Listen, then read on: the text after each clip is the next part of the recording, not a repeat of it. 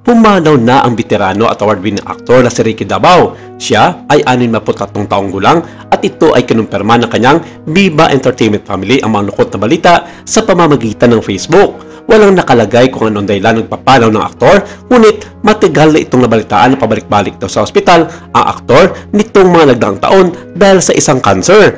Kalakip ang black and white photo ng veteranong aktor, nakasulat dito ang mensaheng, "Pahinga ka na, Sir Ricky." Magse-celebrate sana si Ricky o Frederick Charles Caballes Dabao ng kanyang 64th birthday sa darating na May 30. Ang bilis kumalat malungkot na balitang ito noong nakaratay pa si Ricky Dabao sa ospital na pag-uusapan na ito na nalalapit na kaibigan at nababahala ang lahat. Ayaw kasi talaga ni Ricky na napapabalita at pinag-uusapan kaya tahimik lang hanggang sa kanyang pagpanaw. Nag-alok pa raw noon si Richard Mert na magpa-concert para mag-raise ng funds para sa hospitalization ni Ricky pero tumanggi raw ang pamilya ng aktor.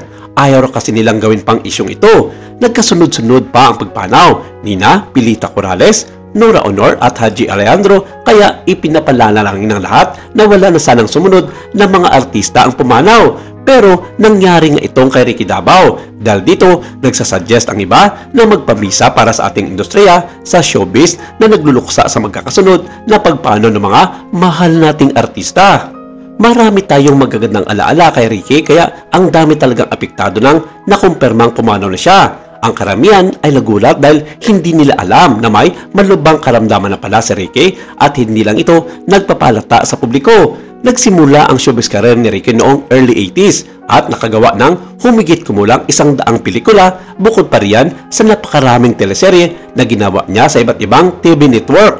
Bukod sa pag-arte, nakapag-direct din ng ilang TV show si Ricky. Isa rin siyang industrial management engineer pero hindi na nga niya ito nagamit bilang profession. Sa 4 na dekada niya sa industry, narito ang ilan sa mga pelikulang nagawa niya.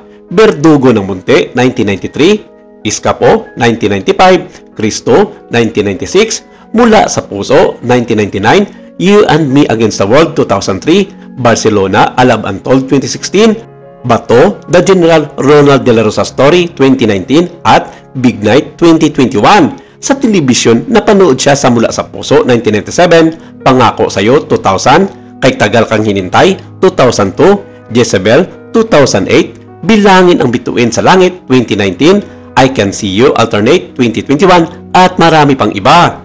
Kasama rin siya sa upcoming action fantasy series ng GMA7 ang Encantadia Chronicles Sangre na pinagbibdahan nina Angel Guardian, Kelvin Miranda, Faith Da Silva at Bianca Umali. Ilan sa mga natanggap niyang awards and recognition ay ang mga sumusunod. Best Supporting Actor for Fuckboy sa 2019, Cinemalaya Philippine Independent Film Festival.